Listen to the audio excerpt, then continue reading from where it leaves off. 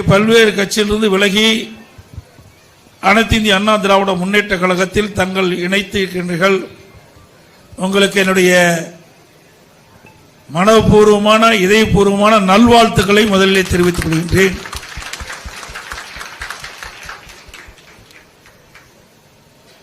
இன்று முதல் இந்த இயக்கத்தில் எங்களில் ஒருவராக நாங்கள் எண்ணுகிறோம்.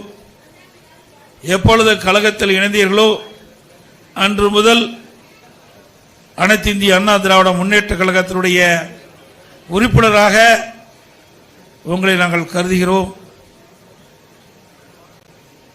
அனைத்து இந்திய அண்ணா திராவிட முன்னேற்ற கழக இயக்கத்தில் இணைந்தாலே அதுக்கு ஒரு பெருமை.